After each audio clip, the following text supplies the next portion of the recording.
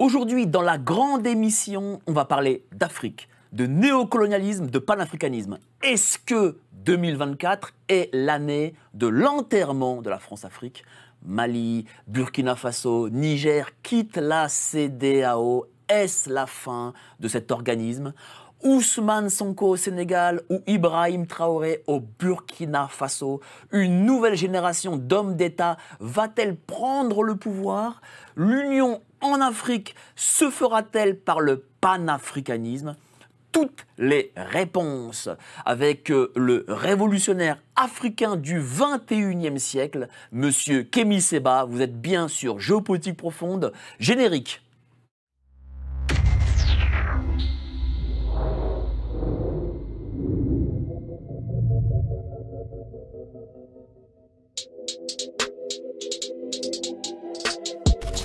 Nous sommes en guerre.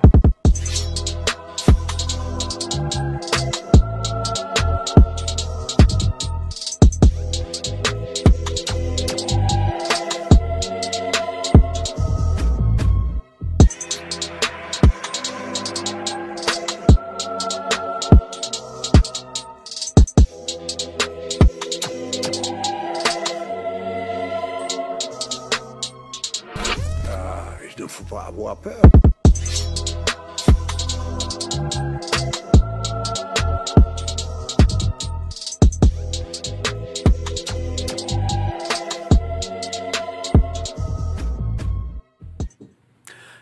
Il ne faut pas avoir peur, comme le dit notre ami Cloche Fab. Bonjour à tous, vous êtes sur Géopolitique Profonde, la chaîne qui est là pour remplacer les médias subventionnés. Alors voilà, aujourd'hui on va parler beaucoup d'Afrique parce que c'est aussi l'actualité. Et puis parce que nous, on a un spectre très large et justement on parle de géopolitique et c'est excessivement important. Mais avant ça, n'oubliez pas la lettre de Géopolitique Profonde de ce mois-ci, du mois de février.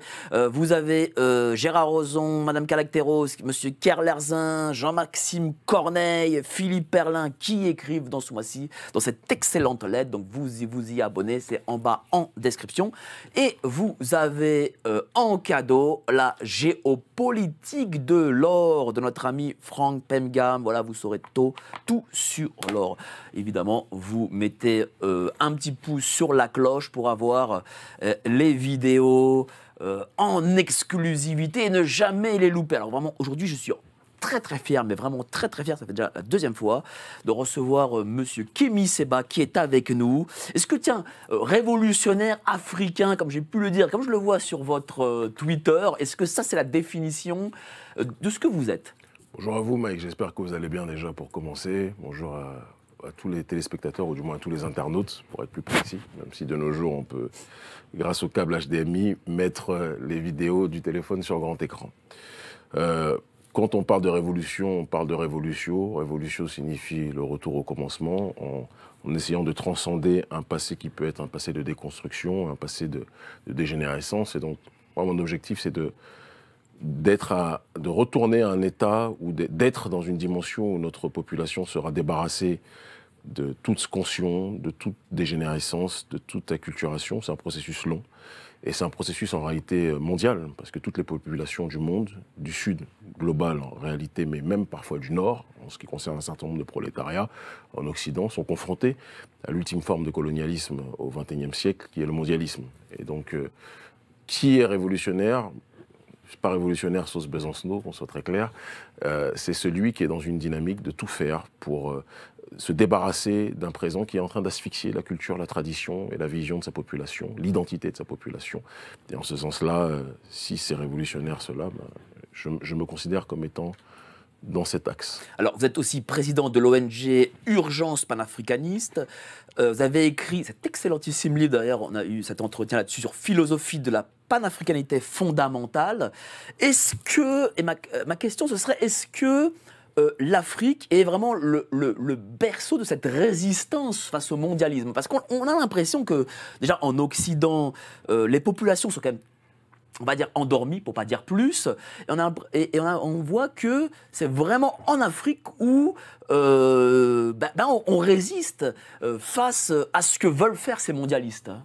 Alors, je pense qu'il est difficile de dire que les populations, de manière générale, en Occident, sont endormies, parce qu'on a quand même vu des mouvements sociaux qui allaient dans le sens de la contestation de leur établi minoritaire, ou en tout cas minorisé, on va dire ça comme ça, par les systèmes médiatiques occidentaux.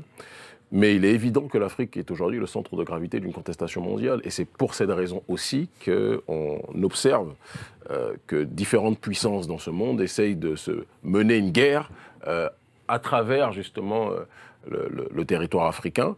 L'Afrique, c'est un continent d'innombrables ressources. C'est un continent qui est à la base de l'existence de l'être humain dans sa globalité. Et donc, par conséquent, il est évident que le réveil de ce continent, qui dit réveil dit endormissement, alors que les choses sont beaucoup plus complexes que ça en réalité. Mais l'insurrection et la résurrection de ce continent permettra, à mon sens, je pense, plus que jamais, un bouleversement sur l'ordre mondial. Et on ne peut pas parler de multipolarité sans parler de prise de responsabilité du continent africain. Alors, je vais vous présenter d'abord, après on va revenir à l'entretien impertinent, les intervenants qui seront à côté de vous. Alors, nous avons Olivier Piacentini, économiste, spécialiste du Bénin. On m'a dit que spécialiste du Bénin. C'est la première fois que tu as un plateau avec deux Béninois. Ah, ben c'est vrai que monsieur est Kémy Séba est béninois de souche et moi je suis béninois d'adoption. C'est vrai, tu vas nous raconter pourquoi d'ailleurs, et comment voilà. Ça s'est passé. Là, tu as écrit « La chute finale de l'Occident survivra-t-il ?» ainsi que le mirage mondialiste. D'ailleurs, en tant qu'économiste, tu as été un des premiers à parler de justement de ce mondialisme qui englobe la globalisation, etc., et qui s'attaque aux identités et aux peuples. Aux idées, aux identités, aux peuples et aux économies également. C'est-à-dire que ça touche également la souveraineté économique des nations. C'est ça qui est important. Parle-nous aussi de ton histoire avec le Bénin, tiens. Mon histoire avec le Bénin remonte à l'année 2000 très précisément, la date où j'ai rencontré ma femme qui est donc béninoise. Je l'avais deviné. Voilà. Oui. Je me demandais par quel miracle il pouvait être béninois, mais je n'ai pas réfléchi longtemps. Voilà, exactement. Mais vous savez que je connais très probablement un parent à vous, à Cotonou. Donc, et donc ça fait 24 ans que je suis marié avec mon épouse. Et puis, alors ça fait quelques années que je ne suis plus revenu au Bénin, mais c'est un pays que je connais très bien. J'y ai été au moins une dizaine de fois. Et je conseille à tous les internautes qui ont envie de découvrir l'Afrique de commencer par le Bénin, parce que c'est un pays très hospitalier, avec une culture très authentique. Et les gens aiment beaucoup justement le contact avec les Français en particulier, je trouve, et on a toujours un très très bon accueil. Merci beaucoup, cher Olivier. En face, Jean-Maxime Corneille, analyste, il écrit sur Géopolitique Profonde. Il a traduit American Warrior in Crisis. Mon anglais, t'as vu, c'est pas mal, hein. Et donc je suis content que tu sois là ce matin. Et moi de même, d'autant plus que j'ai beaucoup travaillé sur le sujet de la France-Afrique et surtout celui méconnu de son dévoiement, la façon dont a été dévoyé le système de la France-Afrique, notamment pour aboutir à aujourd'hui à une situation dans laquelle aucune solution politique patriotique ne peut être financée en France. Donc ça mériterait évidemment développement, mais du coup ça me touche d'autant plus d'être là que c'est vraiment un sujet qui est un énorme enjeu dans le contexte des BRICS. Merci beaucoup, cher Jean-Maxime. Alors, il a dit quelque chose d'intéressant, il a dit « France-Afrique dévoyée ». Ça veut dire qu'il y a quand même quelque chose, une envie aussi de France-Afrique, même si elle n'était pas dévoyée, par exemple. Dans quel sens ? Dans le sens où, s'il y a une France-Afrique dévoyée, ça veut dire qu'il peut y avoir une France-Afrique qui aurait pu être non dévoyée, et donc il y a une forme de... Il y a eu en réalité un dualisme, et là c'est vraiment quelque chose, c'est une ligne de faille à comprendre, un dualisme entre la colonisation en tant que réalité sociale vieille comme l'histoire des hommes, c'est ce que les Russes font en Asie centrale, c'est ce que la France a pu faire au début, disons, durant une partie de l'Empire colonial français, mais on a eu surtout un colonialisme prédateur qui a toujours doublé cette colonisation et qui s'est aggravé en France dans un contexte bien particulier. Et quel contexte républicain ? Monsieur Kémy Séba, bien sûr, républicain, à partir de 1817 exactement, la soumission de la France par la City, et monsieur Kémy Séba a carrément raison de dire exactement que le mondialisme est en réalité un nouveau néocolonialisme à l'échelle de toute la planète, et la France aussi le subit, avec des exemples comme ADP. C'est ce que... Je rebondis, il est évident qu'on aura une ligne de fracture, parce que je ne vais pas me dédire, j'ai le même discours quel que soit l'endroit où je suis dans le monde. Pour moi, il n'y a pas de dévoiement de la France-Afrique, puisque consubstantiellement, la France-Afrique, dans son système et dans son idéologie telle que conceptualisée par Jacques Foccart et son patron, le général de Gaulle, le héros des uns, que je peux respecter, n'est pas mon héros, ne le sera jamais, n'allait pas dans le sens, en tout cas, des intérêts du continent africain. Ça, c'est le premier point, et je pense qu'il est important qu'on puisse le préciser. C'est pour ça que je l'ai relancé là-dessus. Oui, il n'y a pas de souci. Après, je veux dire qu'on peut opposer des visions dans la plus grande sérénité, et mon propos est des plus fermes dessus. Maintenant, en ce qui concerne, de manière beaucoup plus générale, et là on peut se retrouver le globalisme, il est évident que le globalisme est l'ultime forme de la colonisation. Et que ce globalisme a fini par s'attaquer même aux populations des espaces d'où les élites, en tout cas, ont réussi à imposer un système hégémonique aux quatre coins de l'humanité, comme une sorte de retour de boomerang, sauf que le retour de boomerang n'a pas touché les élites, mais a attaqué la population, qui déjà elle-même vivait dans des conditions qui n'étaient pas toujours des plus merveilleuses sous ses dirigeants.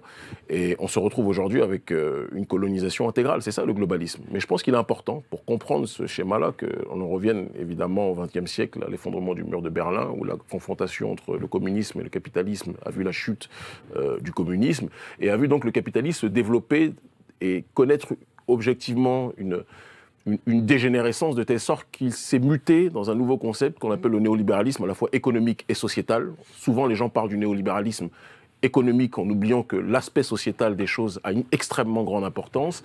Et c'est cette économie, autant ce néolibéralisme sur le terrain économique a colonisé bon nombre d'espaces aux quatre coins du monde, c'est-à-dire que même des pays comme la Chine, qui se disent communistes dans leur suprastructure, font preuve sur certains aspects de néolibéralisme. La Russie dont on parle, le néolibéralisme économique est aussi présent.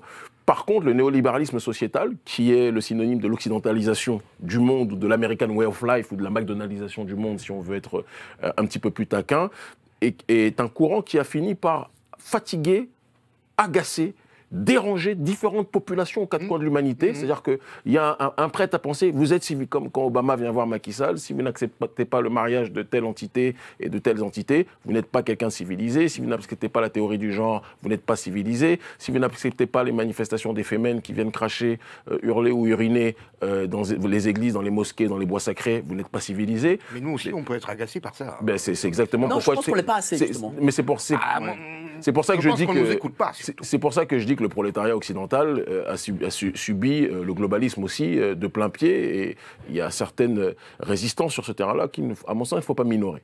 Donc, je dissocie le colonialisme qui a touché pour moi le Sud global, c'est ce dont on parlait lorsque j'étais invité au sommet des BRICS en Afrique du Sud récemment. Le Sud global a été touché par ça de manière extrêmement puissante. Et le globalisme aujourd'hui est un colonialisme qui touche et le Sud global et les prolétaires du Nord global. Voilà un petit peu les choses telles qu'on pourrait les... Mais justement, comment font ces États africains, enfin peut-être pas forcément États, mais en tout cas les peuples africains, pour avoir cette forme de rébellion que nous n'avons pas. Attendez, moi je vois quand même que le Niger, on va dire, s'est soulevé, le Burkina Faso, je vois le Sénégal aujourd'hui se soulève contre ce système, alors que nous, des peuples, je sais pas moi, français, allemands, espagnols, eh ben, nous restons très passifs, malgré tout. Parce que le passif des populations du Sud global et du continent africain en particulier est différent du passif des populations occidentales qui ont cru qu'elles étaient dans un cadre de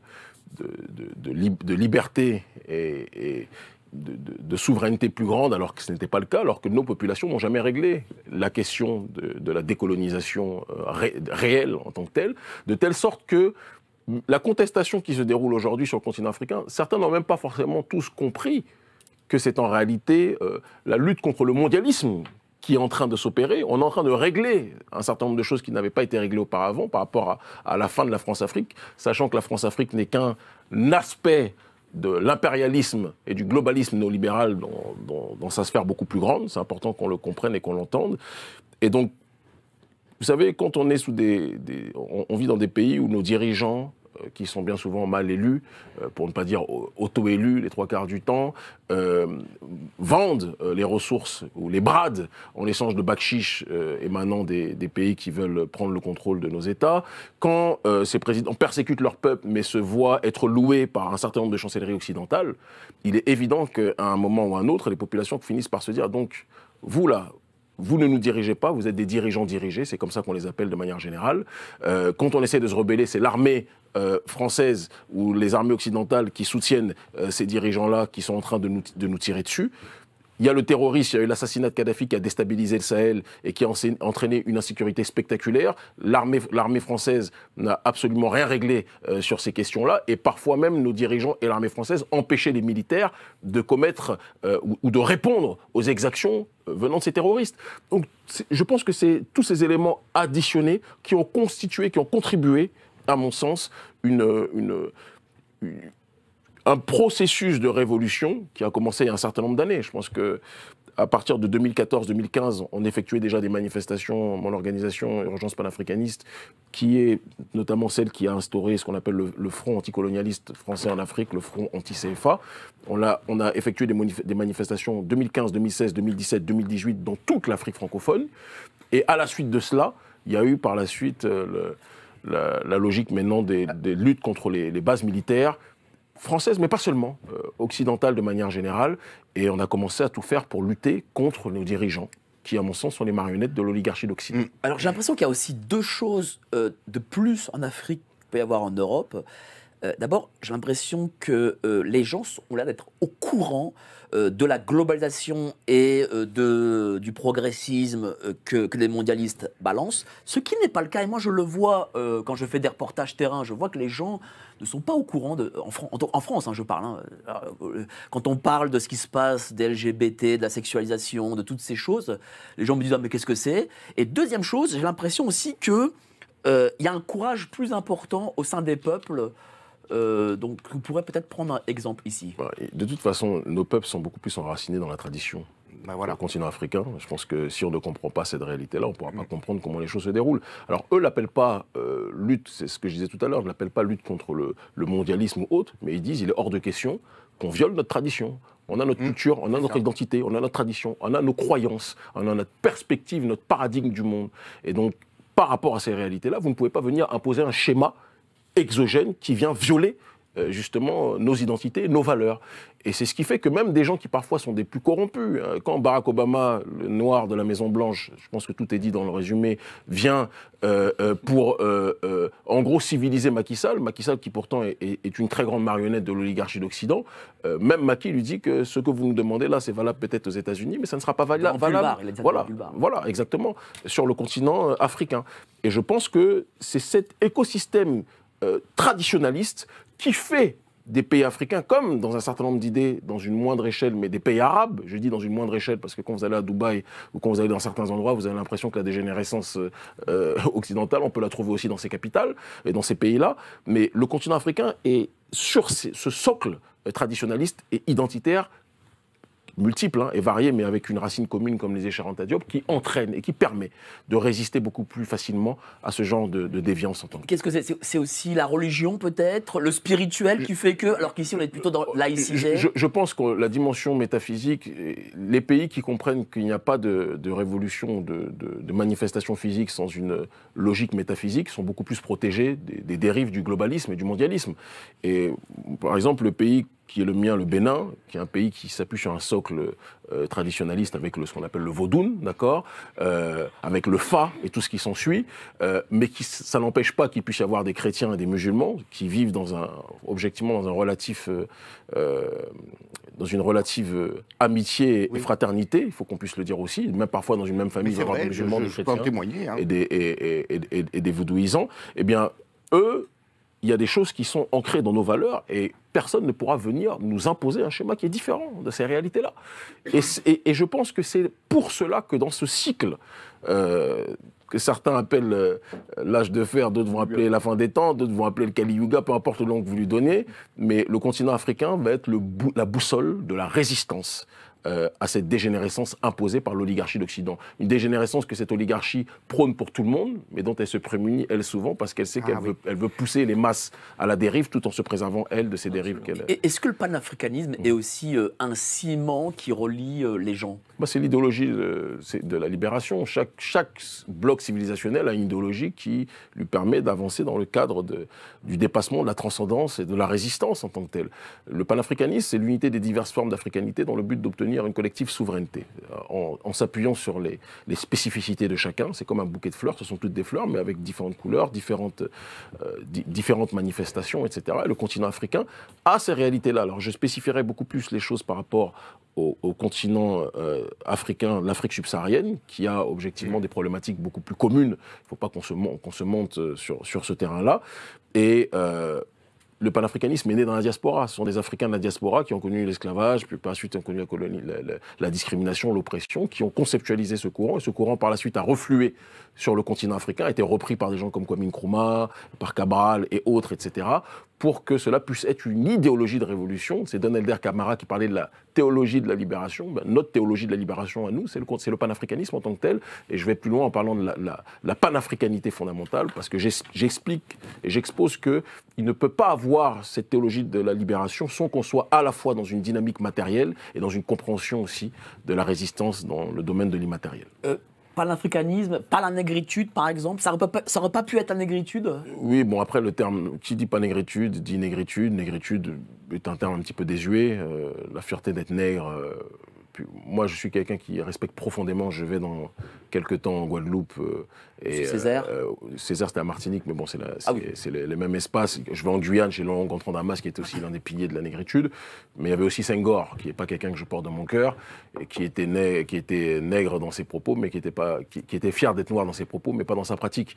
Donc je pense qu'on a dépassé le cadre de l'exaltation de la fierté d'être nègre. Aujourd'hui on est dans un cadre de se déterminer par nous-mêmes, pour notre propre destinée. Et cette unité des diverses formes d'africanité, de toute façon, est en adéquation avec les enjeux du moment. On est dans un monde multipolaire, donc il faut que chaque pôle puisse se constituer en fonction d'un certain nombre de facteurs. C'est-à-dire que la négritude était la première étape, et après, il fallait passer par la panafricanisme. Alors, la négritude est un segment de cette première étape. Il y en a d'autres, si on veut faire, parce qu'il faut qu'on ait une vision précise sur ces choses-là. Il y avait ce qu'on appelle aussi le black nationalisme, qui est un courant idéologique qui est, pour certains, même peut-être l'ancêtre du panafricanisme, qui est la défense des diasporas noires, pour que celles-ci puissent s'organiser face aux différentes dérives et aux différentes oppressions auxquelles elles étaient confrontées. Et c'est par la suite cette synthèse de tous ces courants-là, plus la révolution haïtienne qui a été un centre de gravité dans tout cela, qui a créé le panafricanisme, qui par la suite a reflué sur le continent et a donné un certain nombre d'exemples extraordinaires. Et lorsque M. Ousmane Sonko, qui aujourd'hui est emprisonné par Macky Sall sur une histoire, enfin une fausse histoire de viol, ou que sais-je encore, enfin voilà, on sait comment ça se passe avec M. Macky Sall, se revendique panafricaniste, ça veut dire, là c'est quoi? C'est-à-dire que c'est une institutionnalisation dorénavant de l'idéologie, ça veut dire que voilà, elle est là, elle est bien présente. Le panafricanisme est institutionnel bien longtemps avant que Ousmane Sonko s'en revendique. D'ailleurs, la revendication du panafricanisme d'Ousmane Sonko est très récente. Il n'a pas forcément commencé son parcours politique sur ça. Au départ, c'était très centré sur le Sénégal. Il y a eu un certain nombre de travaux qui ont été effectués par notre organisation et beaucoup d'autres pour créer un écosystème justement panafricanisme. Moi, Nathalie Yon, mais beaucoup d'autres et tout ce qui s'ensuit. Et par la suite, Ousmane Sonko a beaucoup plus mis l'accent dessus.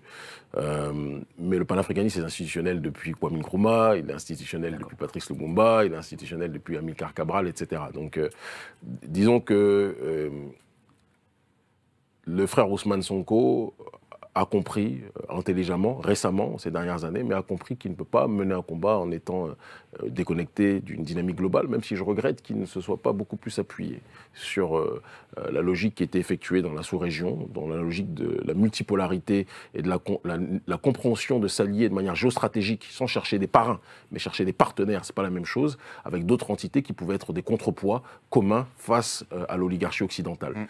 Et le fait qu'il ait voulu se dissocier de ça, etc., je pense, ça contribue aussi à le fragiliser et à faire en sorte qu'il n'ait pas le soutien ou le backup de puissance qui aurait pu l'aider, en l'occurrence le Mali, le Burkina, le Niger, dans le cadre que l'on vient d'énoncer. Ça veut dire que quoi? Ça veut dire qu'il peut rester en prison et ne pas se présenter au présidentiel? Bon, moi, je ne suis pas commentateur spécifique de la vie sénégalaise, même si je la connais très bien, puisque j'ai été journaliste politique pendant de nombreuses années là-bas. Mais bon, tout est possible aujourd'hui avec le report des élections. Macky peut, pour x, y raison, songer à le libérer, en pensant peut-être que ça va apaiser la situation. Ça, c'est quelque chose qui est une question sénégalaise, et une question à laquelle les Sénégalais seront plus à même, à mon sens, de répondre. Oui, même s'il y aura, bon, c'est présidentiel, espérons qu'il y a ces présidentielles, parce que normalement, il n'a pas le droit de faire troisième mandat, mais bon, sait-on jamais. Je ne pense pas qu'il va le faire, mais Macky a très peur que sa succession soit la succession d'un individu qui qui en voudra au régime de Macky Sall et fera tout ce qui est en son possible pour faire payer les dérives et les exactions du régime Macky Sall. Donc Macky veut sécuriser le pouvoir après lui pour un de ses proches. Or, le problème, c'est que les sondages donnent actuellement ses proches, parce qu'il a son proche officiel et il a un proche officieux, donnent tous ses proches perdants. Et le problème, c'est que si c'est un de ses adversaires qui gagne, Macky peut se retrouver, comme les gens en Égypte, là, en prison, d'accord ? Et c'est quelque chose qu'il ne veut pas. Donc le report des élections, c'est un prétexte. L'histoire de Karim Wade qui demande à ce que les élections soient reportées, il a saisi la balle au bon, il a reporté pour mieux se préparer et essayer de soigner plus sa sortie. Grosso modo, c'est ça. Le fait que des pays quittent la CEDEAO, c'est quand même un signal, c'est pas rien. C'est un signal qui ne vient pas des élites, mais qui vient des masses. Ça fait des années que, depuis 2016 déjà, on disait que la CEDEAO était aujourd'hui un conglomérat de... C'était pas la communauté économique des peuples d'Afrique de l'Ouest, c'était la communauté économique des mafiosi à la tête de nos États en Afrique de l'Ouest qui suivent quelque part l'agenda dicté par l'extérieur. Et c'est quelque chose qui n'était pas en adéquation avec la souveraineté des peuples. On voulait une communauté des États, une communauté des peuples d'Afrique de l'Ouest. Et il faut bien comprendre que le panafricanisme marche beaucoup plus au sein des masses de manière horizontale que dans une dynamique verticale, parce que les élites elles-mêmes suivent aujourd'hui l'agenda de l'oligarchie mondialiste en tant que telle. Et donc, elles ne sont pas en adéquation avec les souverainetés et les volontés des populations. Moi, à la tête de mon pays, on a un homme comme Patrice Talon qui a passé son temps à suivre la direction, à suivre les intérêts, à suivre l'agenda du gouvernement français, qui lui-même suit l'agenda de l'oligarchie néolibérale. Il suffit de voir le gouvernement d'Emmanuel Macron pour comprendre qu'on n'est pas dans quelque chose qui est en adéquation avec la souveraineté ou la volonté d'autodétermination du peuple français. Mais est-ce que le gouvernement français a encore ce pied, comme il avait à l'époque de M. Focard, en Afrique? C'est ça, c'est ce que les gens disent. Maintenant, dans la réalité des faits. Justement, dans la réalité, moi, je vous donne un exemple précis. Il y a ce que l'on appelle les accords de coopération. Les accords de coopération, c'est Jacques Faucard, général de Gaulle, qui ont proposé à la fin des prétendues indépendances, je dis bien prétendues parce qu'elles n'ont pas été abouties, qu'en échange de la sécurisation de la présidence des présidents africains qui souvent étaient mal élus ou ne l'étaient même pas, en échange, il y avait un certain nombre de matières premières qui pouvaient être transmises avec beaucoup plus de facilité, sans qu'il y ait trop de contrôle aux entreprises françaises, aux multinationales françaises, aux autorités françaises de manière générale. En échange, il y avait la sécurisation de l'accès aux ressources via des bases militaires françaises qui étaient installées dans un certain nombre de pays. On est en 2024, cette chose-là est toujours présente. Alors certains vont vous dire qu'il y a moins d'investissements. C'est très intéressant, qu'il y a moins d'investissements si on va sur un terrain économique au sens stricto sensus des entreprises françaises ou moins de commerce avec l'Afrique francophone, etc. Mais le problème, c'est qu'on ne peut pas résumer la présence française uniquement à cet aspect d'échange, d'interaction sur un terrain économique. Le franc CFA, on est dans un processus qui est beaucoup plus, à mon sens, complexe. Il y a eu des modifications suite aux mobilisations et aux incarcérations qu'on a connues, mais ces changements cosmétiques n'enlèvent rien au fait qu'aujourd'hui, on a un taux de change fixe arrimé à l'euro, ce qui facilite un certain nombre d'interactions économiques avec les entreprises européennes et in extenso les entreprises françaises, alors que nous, on voulait un taux de change flexible, arrimer un panier à devises, d'accord, parce que l'euro est une monnaie beaucoup trop forte pour nos économies locales et cela anéantit tout processus de compétitivité. Donc, c'est dans ce cadre-là qu'on luttait et qu'on voulait faire bouger cette ligne. Donc, il y a à la fois la cooptation de dirigeants mal élus, on l'a vu avec Kaka Déby, Mahamat Déby au Tchad, même si, comme il sent qu'il est en train de se faire lâcher, maintenant il se tourne vers la Russie, de manière assez opportuniste et hypocrite. Il y a d'autres dirigeants en Afrique de l'Ouest où on tolère des coups d'État, ou en Afrique centrale, Brice Oligui, le général à la tête du Gabon qui a fait le coup d'État, ça a été validé par Emmanuel Macron. Et de l'autre côté, parallèlement, il y a maintenant les bases militaires, même si on est en train de pousser pour que ces bases militaires puissent être expulsées, parce que quand quelqu'un est censé venir vous aider, mais son aide ne vous apporte strictement rien et facilite quelque part l'agression d'entités qui veulent vous déstabiliser, ben il faut changer de partenaire. C'est aussi simple que ça. Et dire cela ne signifie pas qu'on a un problème avec le français en tant que tel, parce que je dis et je le répète, le problème du panafricanisme, contrairement à ce que certains médias veulent faire croire, il n'y a pas de sentiment anti-français, ça n'a jamais été le cas, d'accord. Le prolétariat français souffre à moindre échelle, mais souffre aussi, et nous nous sentons solidaires de lui. Notre problème, c'est la politique oligarchique française sur le continent africain qui ne va pas dans le sens des intérêts de nos populations. D'ailleurs, je suis très content que vous le disiez, parce que les grands médias nationaux et subventionnés, eux, font ces amalgames. Bon. Ma dernière question, et après on va passer au grand débat, c'est plus centré sur vous. est-ce que vous souhaitez avoir peut-être une carrière politique classique, ou alors rester ou être dans une forme d'influence? Qu'est-ce qui vous va le mieux à vous personnellement? Il n'y a rien de classique dans notre parcours, parce qu'aujourd'hui, on est suivi par un nombre important de gens en Afrique francophone et dans la diaspora. Ça n'a pas été par l'aide, justement, du système classique politique, que ce soit sur le continent africain ou au sein du continent occidental, par la grâce de Dieu, pour cette deuxième partie. Et il est évident que nous faisons déjà de la politique. Politique, Politeia, participation de la vie de la cité. Nous sommes aujourd'hui des changemakers. On contribue à faire tomber certains régimes et en instaurer d'autres. Donc je pense que faiseur de roi, parfois, peut être plus important que roi lui-même. L'influence. Mais maintenant, alors le terme influenceur, quand on sait aujourd'hui ce que c'est... Oui, c'est un peu galvaudé. J'avoue que c'est pas un terme. L'influence, pas l'influenceur, influence. J'ai tendance à croire que ce n'est pas le terme le plus adéquat. Mais... est-ce qu'on va vers une carrière plus institutionnelle? Il est évident que tôt ou tard, on va arriver vers cette voie. Beaucoup de gens me le demandent au sein de la jeunesse béninoise. C'est ça. Et ce serait au Bénin ou ce serait Je suis béninois, donc Bénin. par essence, il y a beaucoup plus de chances que ce soit au Bénin. Actuellement, au moment où je vous parle, il y a beaucoup de jeunes qui nous demandent ça. On parle avec beaucoup de partis de l'opposition.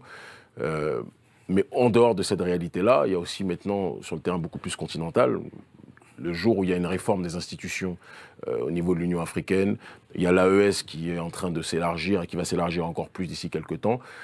Au niveau sous-régional ou continental, il y a aussi des perspectives sur ce terrain institutionnel-là que je ne néglige pas. Mais tôt ou tard, on passera à un stade de leadership de la société civile, là où nous sommes aujourd'hui, à leadership sur le terrain institutionnel, c'est évident. Merci beaucoup, cher Kémy Séba. La petite annonce, et puis on va passer au grand débat. Quand j'étais petit, je lisais dans le rayon BD des grandes surfaces. J'ai pas beaucoup changé.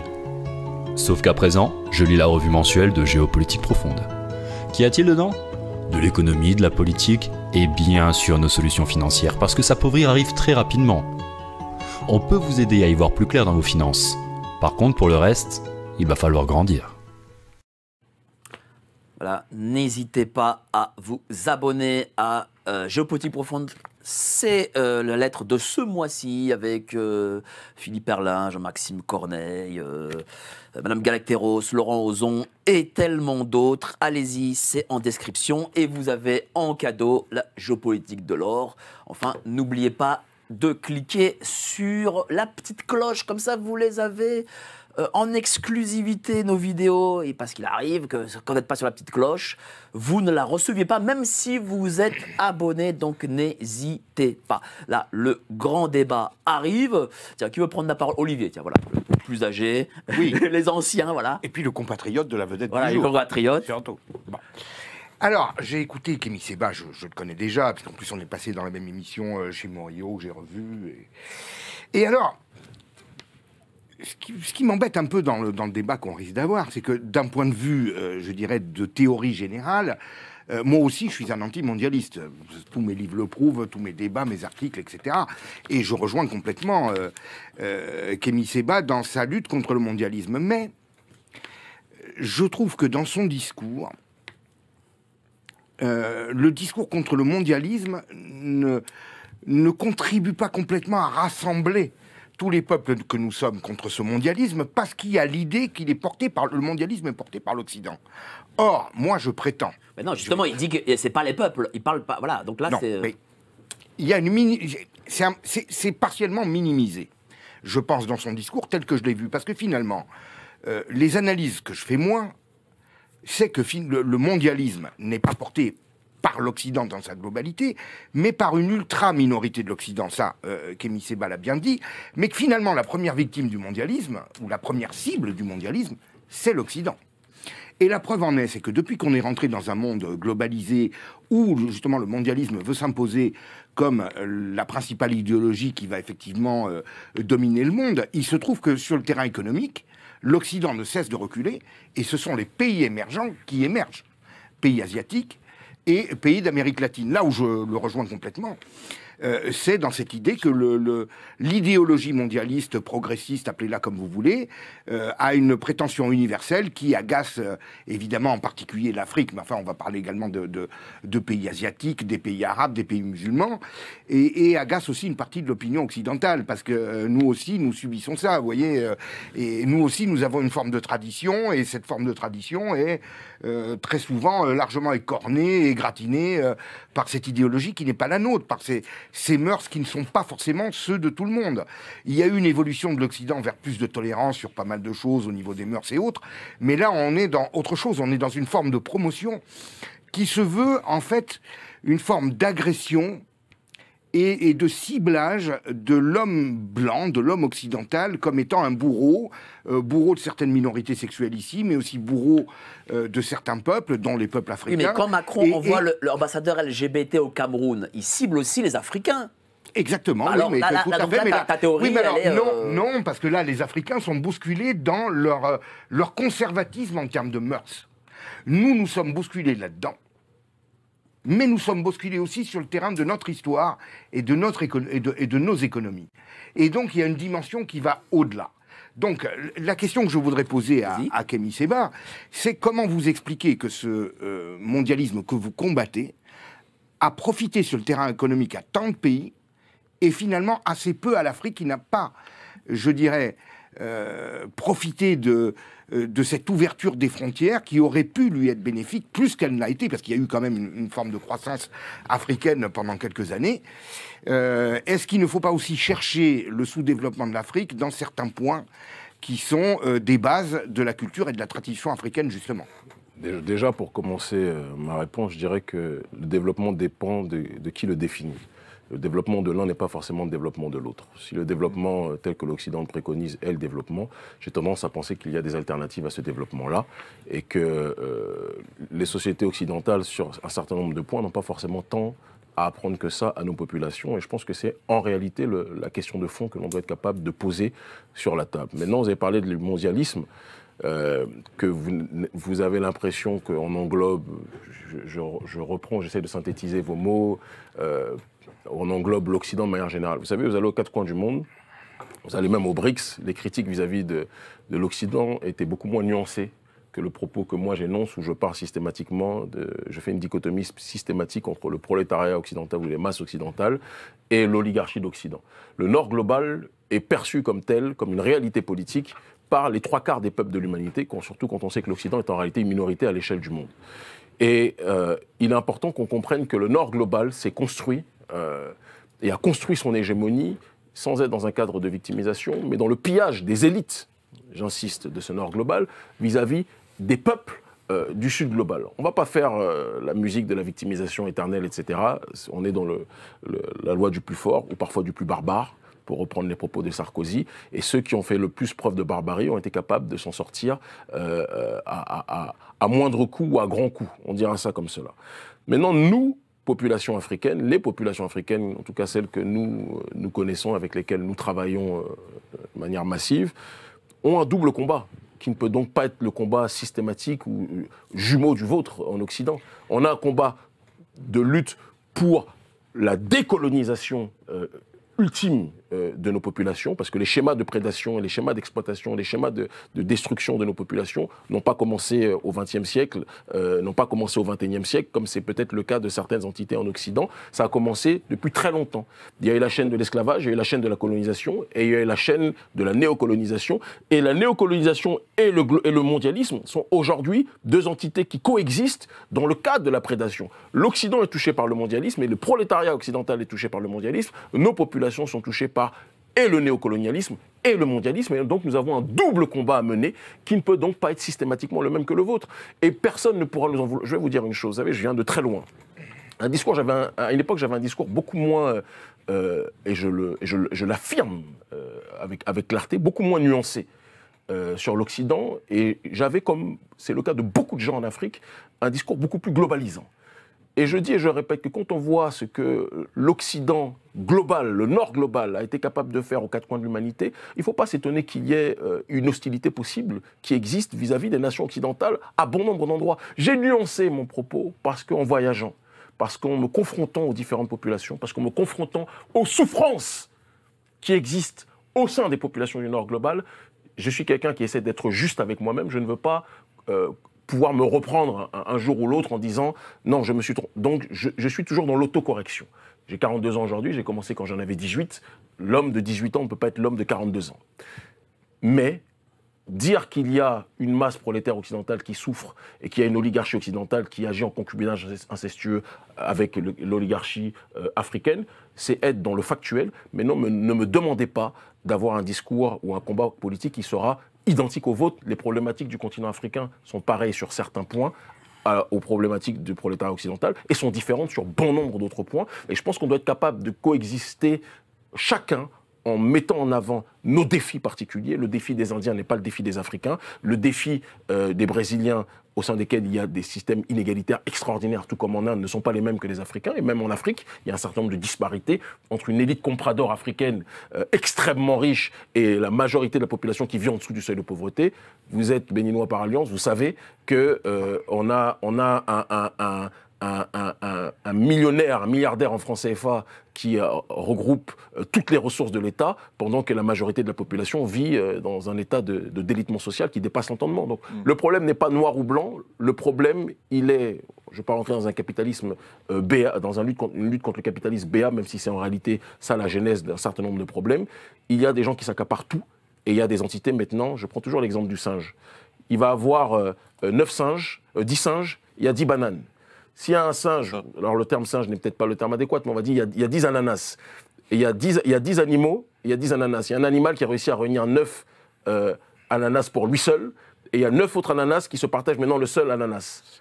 Et on dit que celui qui a réuni les 9 ananas, c'est un golden boy, c'est quelqu'un qui a l'intelligence de se faire... Non, non, non.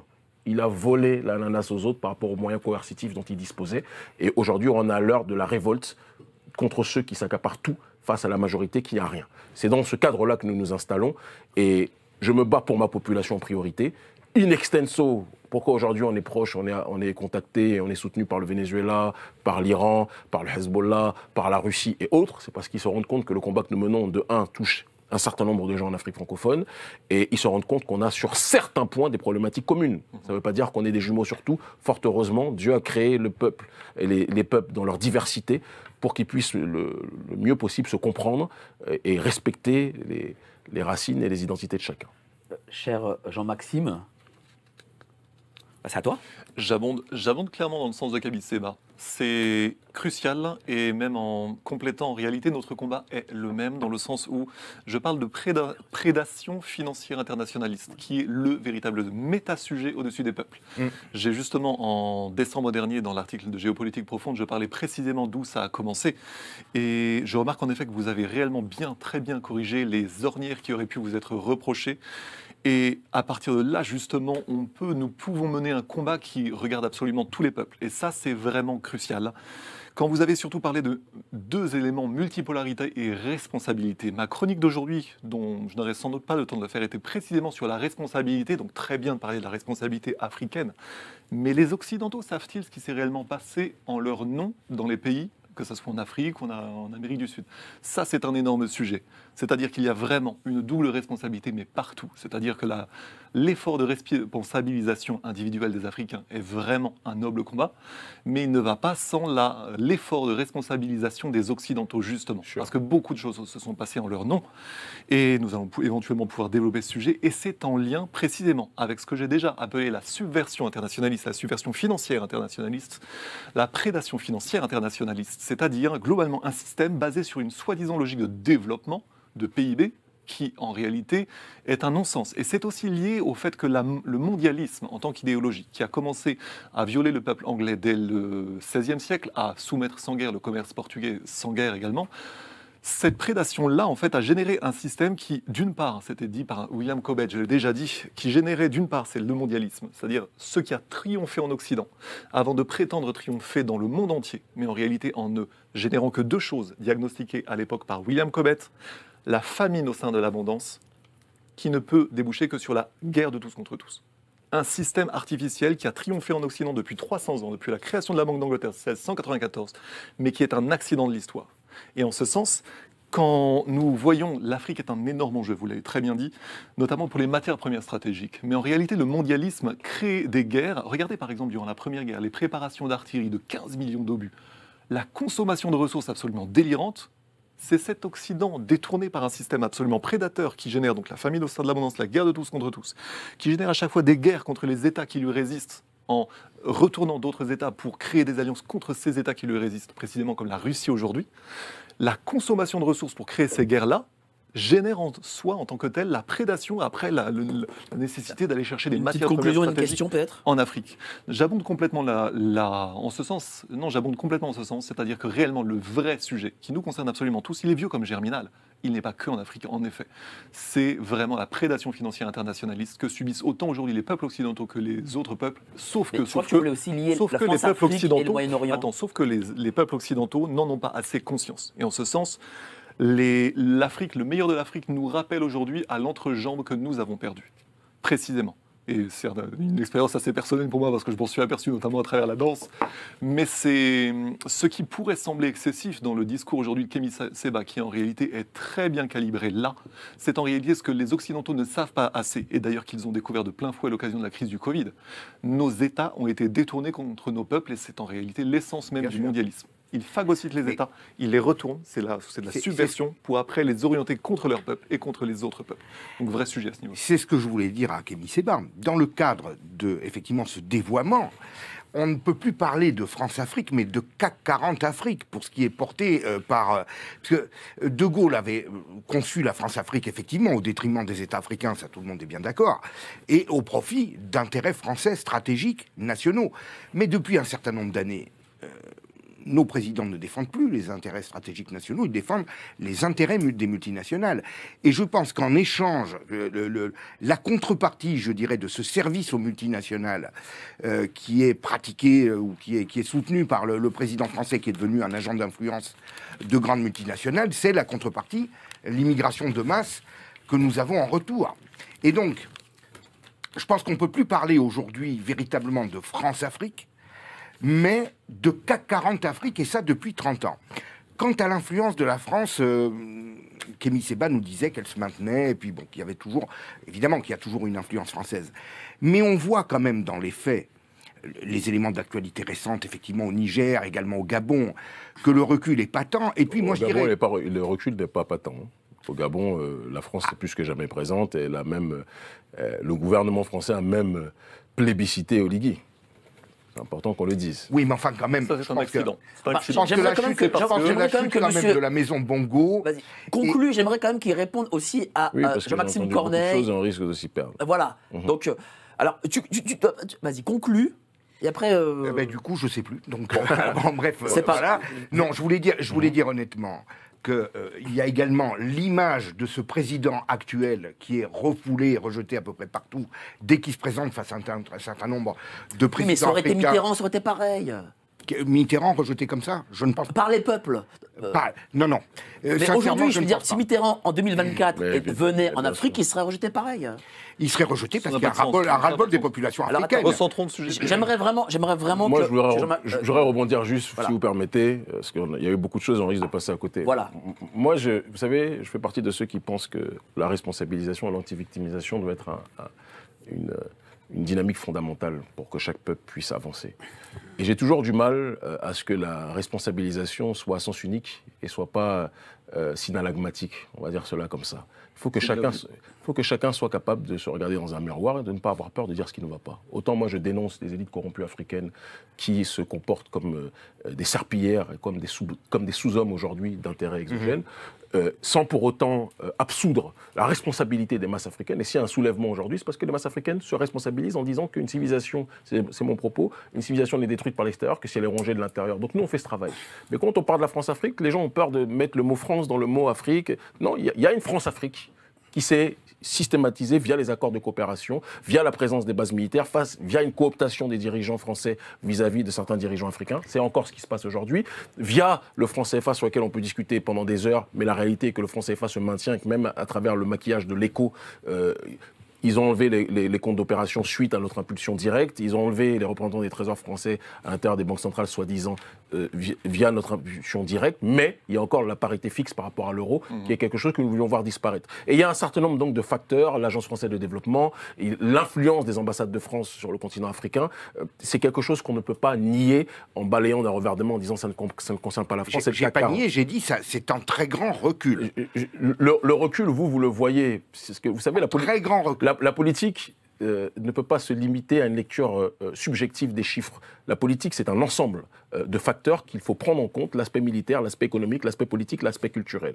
Et sur les 4 branches que je viens de citer, quadricéphales, il y a aujourd'hui une vision précise qui est qu'il y a une tentative de maintien de l'hégémonie française qui est bousculée parce que nous prenons nos responsabilités. Et ce n'est pas parce que Macron est plus fragile que Mitterrand. Ça aurait été Mitterrand qui serait ici, on l'aurait dégommé, on l'aurait chassé de la même façon que nous sommes en train de chasser Macron. Et j'ai même envie de dire, sans défendre Macron, que Macron a un côté parfois même plus courageux dans sa volonté d'aller au débat, d'aller à la confrontation, que certains dirigeants français l'avaient auparavant, qui étaient beaucoup plus dans un maquillage de leurs exactions, là où Macron a tendance à assumer encore plus sa volonté de maintien de son hégémonie, mais son hégémonie est évidemment objectivement en recul. On se rappelle de M. Sankara face à Mitterrand, oui, exactement. qui a fait la leçon. Voilà, tout à fait, et qui l'a fait avec très grande dignité.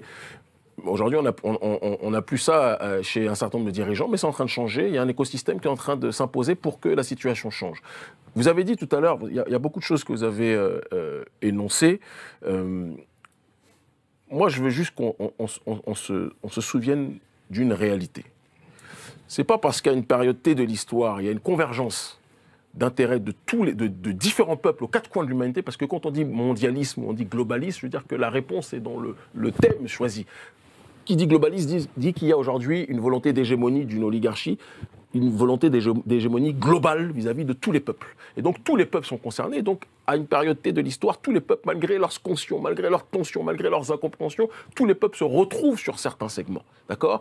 Mais, je répète, et c'est ce que je disais il y a quelques semaines en Russie, en Iran, en Turquie, etc., partout où nous allons et nous faisons des partenariats géostratégiques en tant que tels, que ces accointances temporelles ne doivent pas nous faire oublier qu'il y a aussi un certain nombre de choses qui doivent être réglées ou qui peuvent ne pas aller au sein des peuples. Et je pense qu'il n'y a rien de grave à ce qu'il y ait des problèmes qu'on doit régler. On ne doit pas avoir peur de dire ce qui ne va pas pour avancer. Absolument. En France, vous avez un problème avec ce que vous appelez l'immigration massive. Sachant que l'immigration massive, pour nous, c'est une immigration minoritaire, puisque 3/4 des migrations sont intra-africaines et non pas extra-africaines. C'est quelque chose qu'on a tendance à ne pas dire dans les médias français et qu'on va dire ici sur Géopolitique Profonde. Donc, les 3/4 des Africains préfèrent voyager à l'intérieur du continent africain et pas à l'extérieur. Maintenant, il y en a qui voyagent dans le nord global, en Europe, dans le monde arabe, en Asie et ailleurs. Il y a ce que l'on appelle le dumping social qui est promu par les multinationales, qui préfèrent payer évidemment moins cher une immigration sans papier que leurs citoyens en tant que tels qui connaissent leurs droits et qui leur demanderont des meilleurs salaires. On se retrouve en Italie avec de l'esclavage contemporain, avec des gens qui travaillent dans les vignes, etc. Et donc, moi, je combats cela parce que ça n'aide pas notre population, même si c'est un facteur minoritaire, c'est quelque chose qui n'aide pas notre population.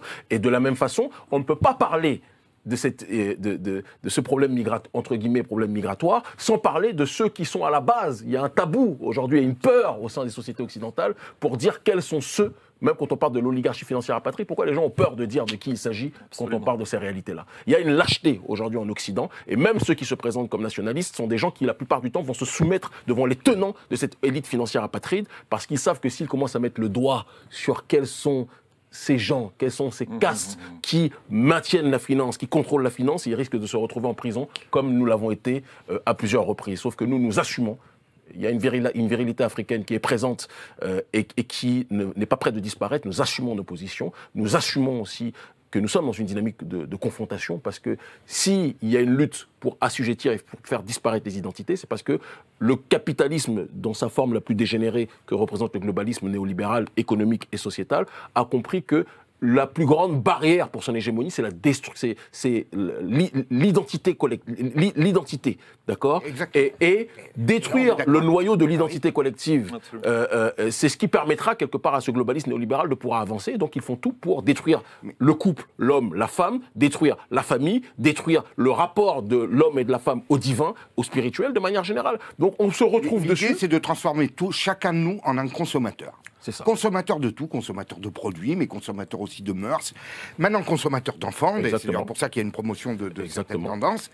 Et donc, effectivement, sur cette base-là, il faut créer un consommateur mondial et donc détruire les identités qui sont des facteurs de segmentation qui finalement nuisent à la rentabilité de ces grandes multinationales qui prétendent vendre à tout le monde. On est bien d'accord là-dessus, avec Emi Seba, il n'y a pas de souci. Encore une fois, moi, je répète, je suis persuadé que finalement, il doit y avoir une convergence entre les luttes de tous les peuples. luttes, c'est ça. Le côté marxiste. Intersectionnalité des luttes, on va dire Voilà. ça comme ça, mais sur un plan différent. Dans le monde anti-Soros. C'est un mot compliqué en ce moment. Non, mais je le reprends. Il faut le reprendre, justement. Comme révolution, il faut le reprendre.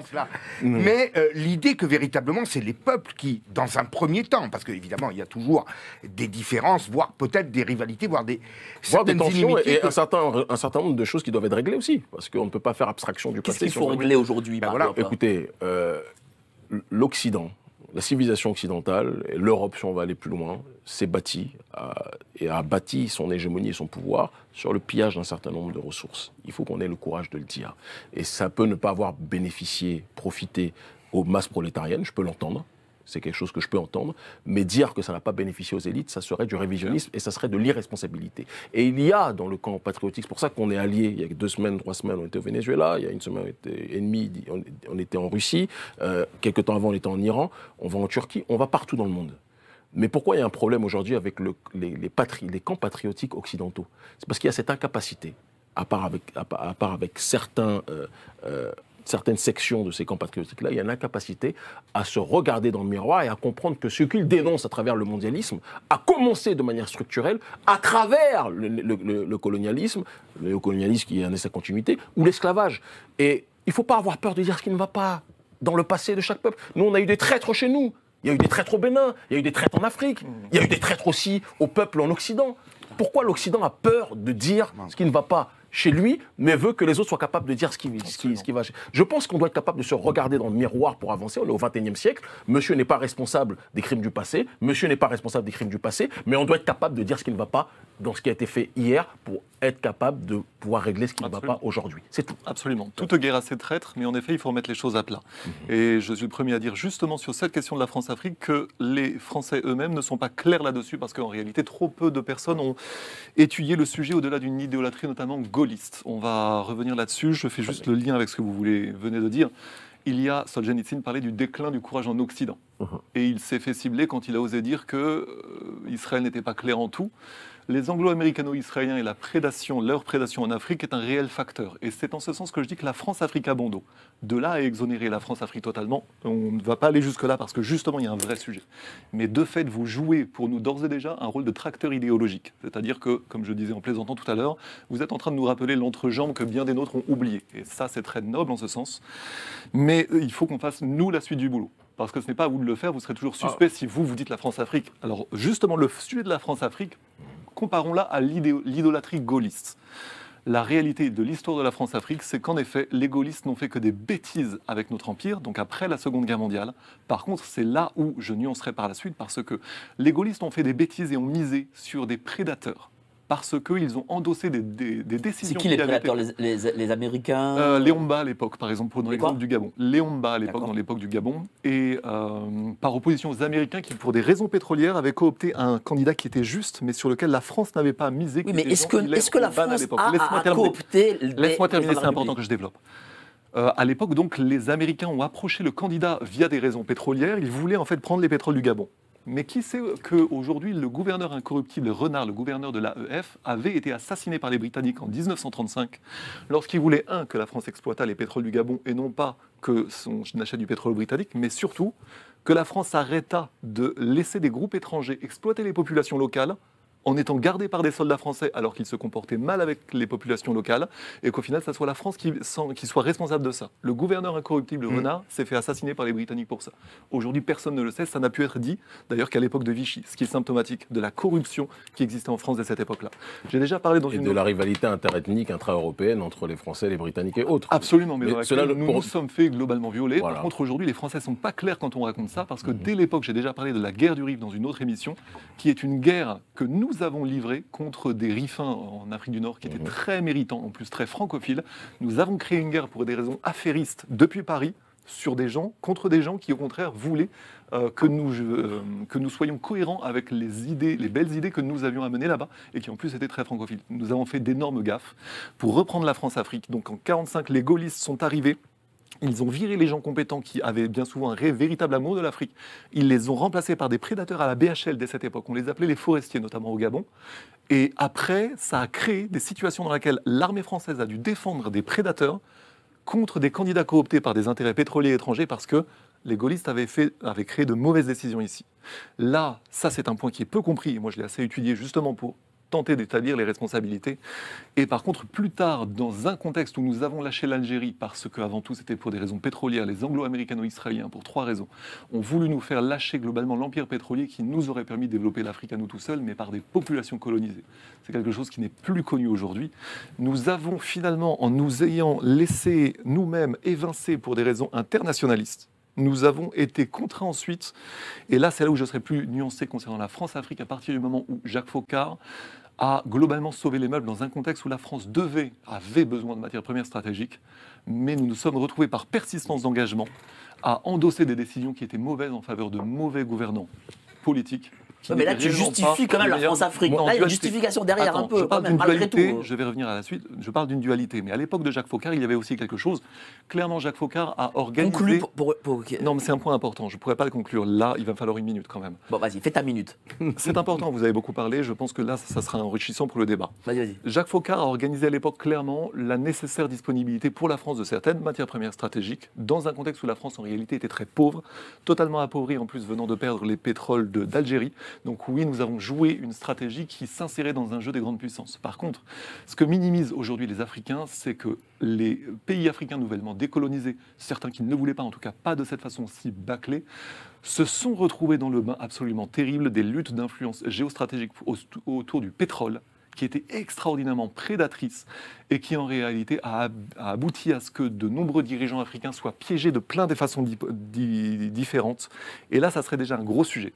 Par contre, je vous rejoins complètement sur le dernier point. Oui, voilà. C'est pour ça que sujet qui est déjà abordé depuis des années. Bien sûr. Finissez votre propos. Mais je ne pense pas à ce point. Par contre, vous avez totalement raison sur les accords. Par contre, là, c'est un point très particulier sur le fait qu'aujourd'hui, la France-Afrique n'a plus du tout de raison d'être. Tout simplement parce qu'à l'époque, il y avait un échange qui pouvait clairement se justifier dans le contexte des luttes géostratégiques sur le pétrole notamment, c'est-à-dire un échange protection contre matières premières stratégiques, sauf que nous avons cessé de protéger notamment la Côte d'Ivoire en 99 et le Rwanda avant dès 93, car il y a eu une première tentative de génocide organisé contre les Rwandais qui a été interrompue par la France. Or, 1 an après, la France a vécu une campagne de déstabilisation. J'aimerais que tu conclues là. Je vais terminer réellement, mais c'est vraiment important de placer ces éléments-là.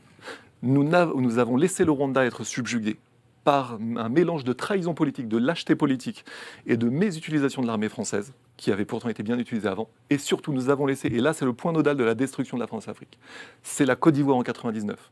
Nous n'avons pas respecté nos accords de défense en faveur de la Côte d'Ivoire en 99, lorsque des firmes multinationales anglo-américano-israéliennes, notamment du chocolat, ont déstabilisé la France-Afrique. Et en effet, l'armée française a été mal utilisée, a forcé un de nos alliés à se laisser se faire dépecer.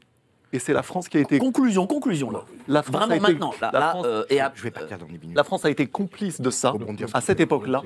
Et en ce sens, je donne raison à Kémy Séba dans le sens où la France-Afrique ne sert plus à rien aujourd'hui en Afrique parce qu'elle ne défend plus. Tu l'as déjà dit. Allez, maintenant, elle encourage la subversion. subversion. Merci à vous. Moi, je vais être beaucoup plus court. La France-Afrique, de par son essence, en tant qu'Africain que je suis, et pour Africains que nous sommes, n'a aucune raison d'être, n'a pas de raison d'être, n'a jamais eu de raison d'être. Chaque peuple, de la même façon que quand, après la fin de la Seconde Guerre mondiale, les Américains siègent sur le territoire français, les militaires américains sont sur le territoire français, le général de Gaulle dit que la France est un pays souverain et n'a pas vocation à accueillir une base militaire américaine, n'a pas vocation à devenir le réceptacle de l'impérialisme américain. Et il a demandé aux militaires américains qu'ils quittent et il a demandé à ce que l'Amérique arrête d'être dans une dynamique de penser que la France est sa propriété. Eh bien, ce qui est valable pour les Français est valable pour les Africains. La France n'a jamais eu vocation à coloniser, à occuper notre espace. Nous avons nos réalités, nous avons nos complexités, nous avons nos difficultés, que chaque peuple puisse être capable de se débrouiller lui-même. Et je pense que toujours tenter, et je le dis avec sérénité, avec courtoisie, toujours tenter de nuancer de relativiser la portée criminelle ou prédatrice d'un courant idéologique ne rend pas service à votre pays. D'accord ? La France-Afrique a eu une politique à certains égards, sur certains points génocidaire, a eu sur certains points une politique à certains égards meurtrier culturellement, meurtrier politiquement, meurtrier économiquement. Ça a été une politique de survie pour l'oligarchie française et in extenso pour l'oligarchie de l'Occident. Et quand je dis oligarchie, vous avez compris que je parle de populations qui revêtent les identités au gré des saisons, d'accord ? On se comprend. Et, mais dire qu'il y a eu du bon et du mauvais dans la France-Afrique, c'est quelque chose dans lequel je ne me reconnaîtrai jamais. C'est un problème, c'est un cancer, ou alors on va dire aussi qu'il y a du bon dans la colonisation américaine vis-à-vis des populations françaises en tant que telles. Si vous pensez que vous, c'est quelque chose qui vous convient, moi je pense que chaque peuple a le droit de défendre sa propre identité, sa propre valeur, sa propre réalité. Donc pour moi c'est important qu'on recentre les choses pour qu'on aille de l'avant. On a un ennemi commun, d'accord ? On a un adversaire commun qui sont les tenants de la finance internationale aujourd'hui. Pour les affronter, il faut qu'on soit capable déjà de faire un constat objectif. En sur France, ce on a qui ne du va mal pas. là-dessus. Oui, mais il y a un mal profond qui est dû au fait que il y a une sorte de refus de la critique d'un pays qui est déjà objectivement aujourd'hui abîmé par un certain nombre de choses dans le monde. Et le globalisme aussi se sert des conscients de ces guerres horizontales qui existent entre les différentes factions, les différents groupes communautaires qui siègent dans ce pays. Il y a certaines entités qui sont manipulées par le globalisme néolibéral et qui sont dans une logique de faire une guerre horizontale au lieu d'être dans une guerre verticale. Et donc la France finit par avoir une sorte d'intolérance systématique où certains Français à la critique vis-à-vis de certaines exactions qui ont été commises. Moi, je crois qu'on doit être capable de faire une critique sans pour autant que cela entraîne un révis. Moi, je ne fais pas partie des gens, par exemple, qui vont vous dire que vous devez détruire la statue de Napoléon parce que Napoléon est pour moi une déjection politique et quelqu'un que je méprise profondément. Je ne suis pas quelqu'un qui va me lever en vous disant que c'est parce que je méprise Jacques Foccart ou que je méprise le général de Gaulle, vous devez détruire les statues. Ça, c'est une pensée de gens qui veulent construire leur nid ou leur maison chez vous. Ah, on est vraiment d'accord. Ce n'est pas... Bon, merci beaucoup, même si vous ne le laissez pas, ça ne changerait pas mon propos. Et réciproquement. Exactement, moi, en Afrique, si j'ai envie de contribuer, c'est ce qu'on est en train de faire. On a lancé une campagne pour effacer, ce sont les militants d'Urgence panafricaniste qui ont effacé le nom des personnalités françaises qui étaient sur les rues africaines. En Côte d'Ivoire, on l'a fait à différents endroits, etc. On l'a fait. Quand il y a des statuts de personnalités françaises ou occidentales, on les détruit quand on peut les détruire. C'est notre droit. En France, c'est votre réalité. Et moi, ça ne m'empêchera pas de dormir. Mais vous savez, en tant que Français, je peux être très ému par la statue de Béhanzin quand vous rentrez dans Abomey, par exemple. Oui, ou dans Paracou, je ne sais plus. Vous avez le droit. Et vous même parce qu'on respecte, si vous voulez, le combat qu'il a mené pour sa patrie. Voilà, la différence. Tout en n'étant pas forcément du même bord. Bien sûr. Aujourd'hui, on est quand même dans une autre situation. La différence, c'est qu'il y a un colonisé en ce qui concerne Béhanzin et qu'il y a un colonisateur en ce qui concerne la France. Donc nous, on peut avoir une détestation beaucoup plus grande quand on va en France vis-à-vis de ces personnalités. Mais je dis, juste pour finir, et je m'oppose à certains qui vous disent que oui, mais ce sont des criminels, ils nous ont assujettis, donc on doit se battre, se mobiliser pour détruire leur statut en France. La France n'a pas, pour moi, n'a pas vocation à être la maison ultime de nos populations. On est de plus en plus nombreux. Mais on ici. est tout à fait d'accord. D'accord, mais même si vous ne l'étiez pas, je dirais la même chose. Oui, mais ce que je vous dis, et je vous dis avec sympathie, parce qu'on est dans une ambiance très cordiale ici, je dis et je le répète, on est dans le débat d'idées. Ce qui me préoccupe le plus, c'est le sort de ma population, et je veux que chaque peuple se batte pour le sort des siens, et qu'on voit, vous avez parlé de convergence des luttes, bon, ce sont aujourd'hui des termes qui sont tellement marqués que j'ai tendance à m'en méfier, mais je ne vais pas en Russie sous moins 15 degrés, ou je ne vais pas en Iran, même si j'aime beaucoup les Iraniens, mais je ne vais pas au Venezuela pour le plaisir de voyager. Quand je vais dans ces pays en des espaces-temps réduits, quand on fait des partenariats géopolitiques, c'est parce que on a compris l'importance d'unir nos forces face à un adversaire commun. Et pourquoi il y a cette limite dans la collaboration avec les entités souverainistes dites occidentales? C'est parce que, à quelques exceptions près, malheureusement, même le camp souverainiste occidental est colonisé par les tenants de la finance apatride financière. On a aujourd'hui... Et par les loges. Et par les loges, évidemment, et ça, les dirigeants africains que nous sommes en train de renverser sont dedans aussi, même si pour moi, ce sont deux facettes d'une même pièce, parce que quand vous étudiez structurellement les loges et leurs racines, et vous étudiez quels sont les tenants de la finance internationale, vous vous rendez compte qu'il y a du cousinage entre ces deux entités. Je ne vais pas en dire trop long pour ne pas poser trop de problèmes à votre émission. J'ai dit pire sur l'antenne.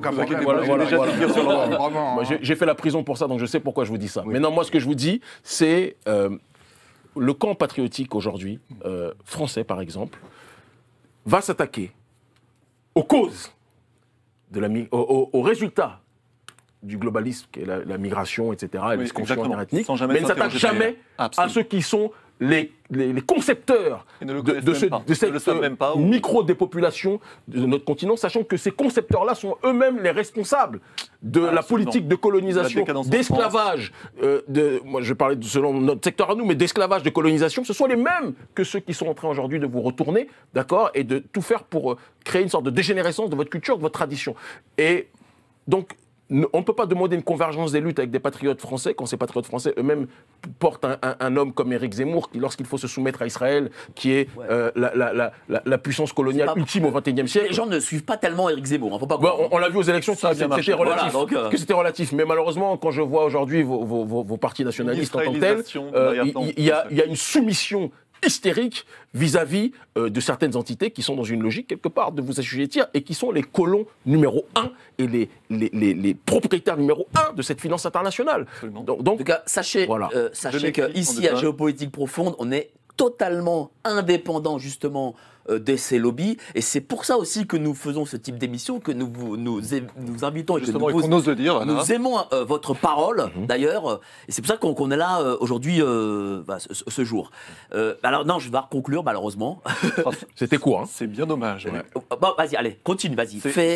Continue. Moi, j'avais un petit truc à dire aussi. Alors, mais toi tu dois partir. C'est pour ça on fait ça. Si vous pouvez laisser 2 minutes, parce que j'ai des choses à dire. Dis ce que tu as à dire, et puis après tu dois partir. Puis alors on pourra pas enclencher le débat. Moi je peux rester encore longtemps, mais bon, c'est pour vous. Hein. Effectivement, on partage un certain nombre de luttes, en tout cas un même état d'esprit par rapport à cette lutte contre le mondialisme. Mais je pense que dans votre cas spécifique, alors vous allez me dire que nous, on est peut-être aveuglés par notre patriotisme français qui nous fait minimiser, je dirais, les ravages de la France-Afrique auprès de chez vous. Mais quand vous dites, par exemple, que l'Occident tire sa puissance du pillage de l'Afrique, moi, je vous dis que non.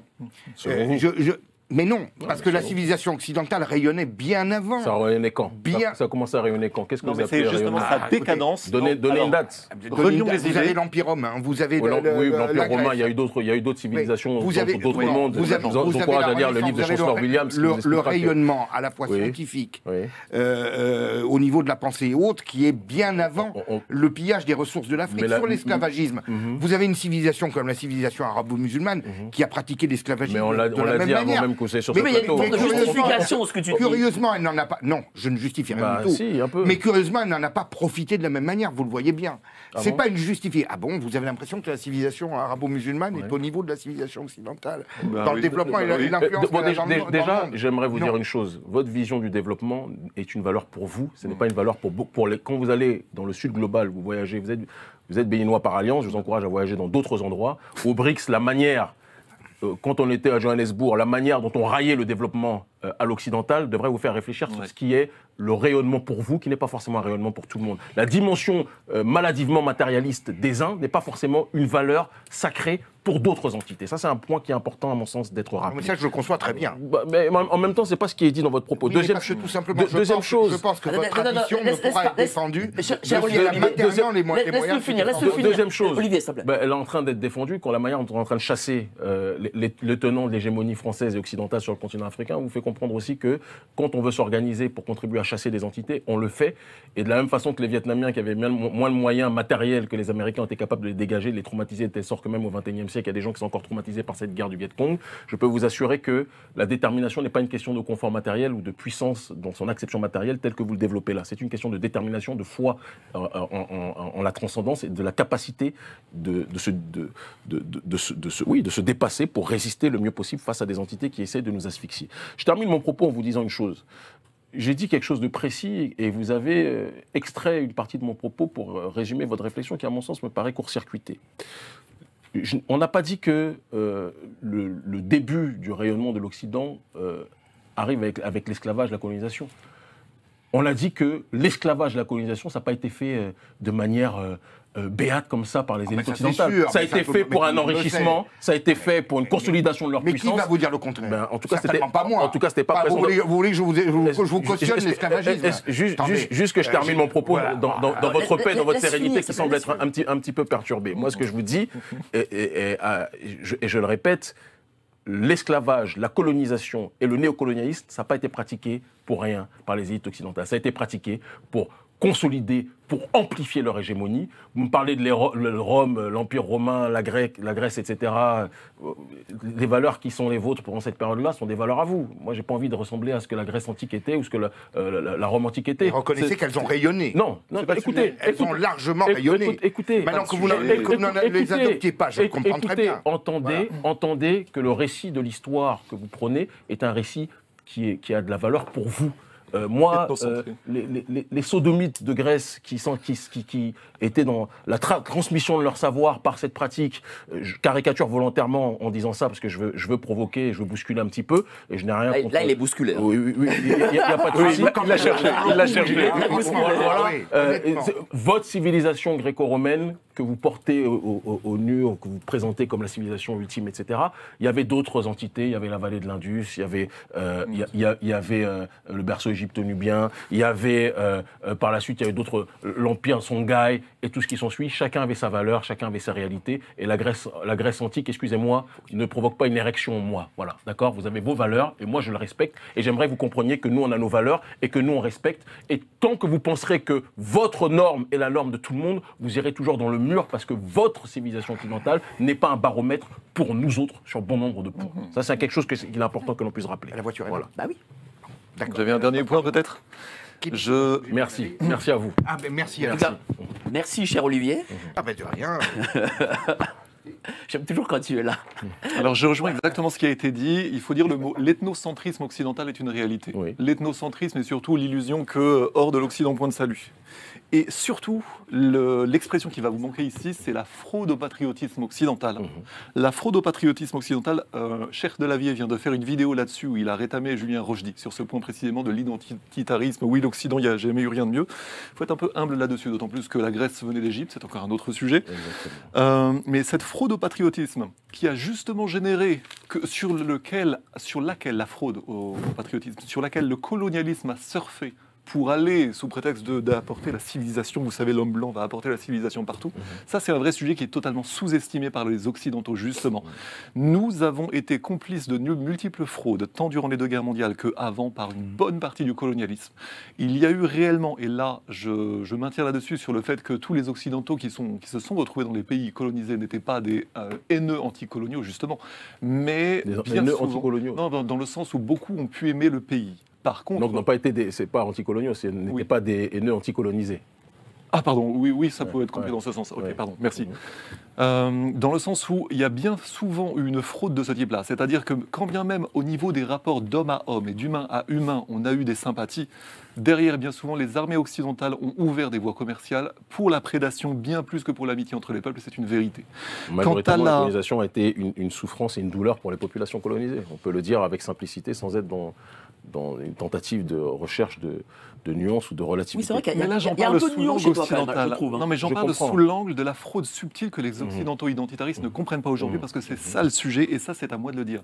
C'est-à-dire que ce qui est la grande fierté occidentale d'avoir colonisé, etc., en réalité, c'est une fraude dans le sens où la prédation occidentale commence avec la colonisation, dans le sens où il y a une exacte corrélation dans la décadence de l'Occident, entre la logique prédatrice qui a été exportée par l'Occident au monde entier d'une part, et en réalité ce qui a été la décadence de l'Occident lui-même.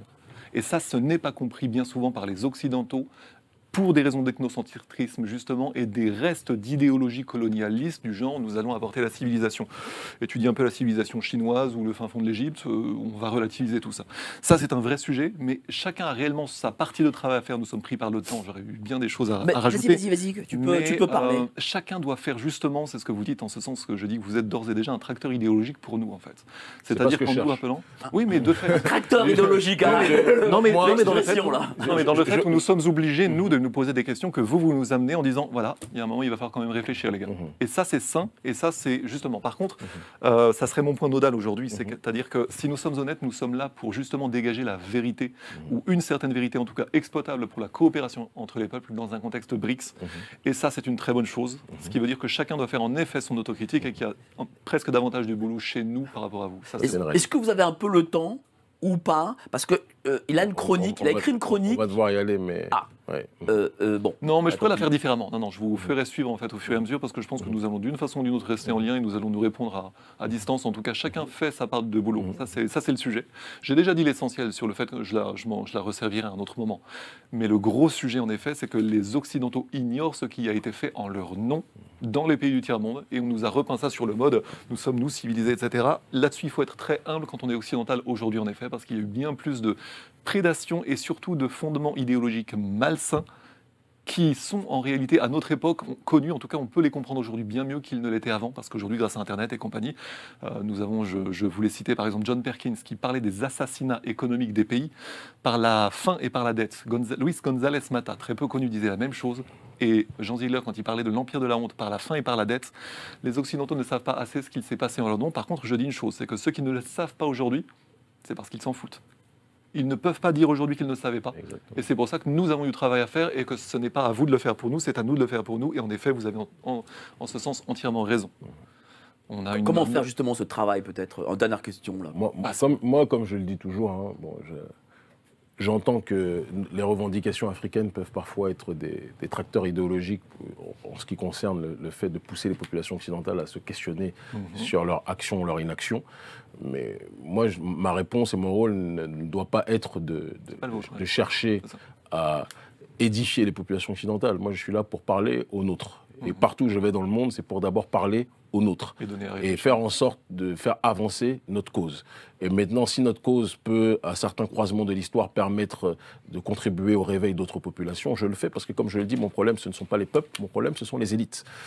Et je pense qu'aujourd'hui, pour conclure, le XXIe siècle est le siècle qui permettra que le réveil de l'humanité puisse s'effectuer à partir du moment où ceux qui ont été les plus asphyxiés, qui sont les plus opprimés, sont dans une dynamique de se réveiller.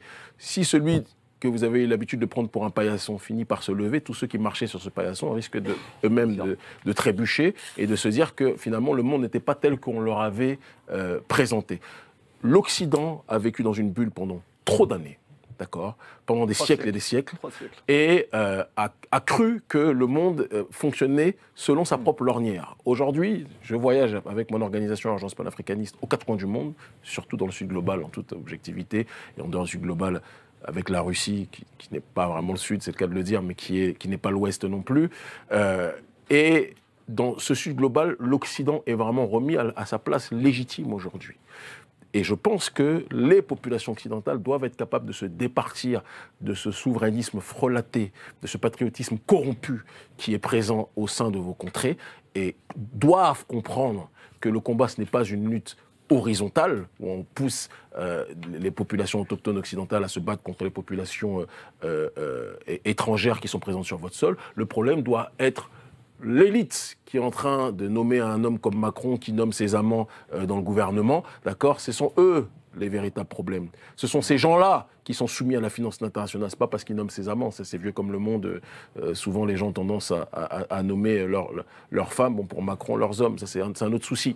Mais ce que je veux dire, c'est que le plus important, à mon sens, doit être la nécessité pour les masses de cibler leurs élites et de comprendre que le problème n'est pas l'autre. C'est pour ça que je dis même au sein de notre population, quand il y a des gens qui ont parfois un sentiment qui peut être largement compréhensible, excusez-moi, de détestation vis-à-vis des Occidentaux de manière générale, parce que quand on étudie l'histoire, on peut arriver malheureusement à ce genre de constat. Je leur dis non.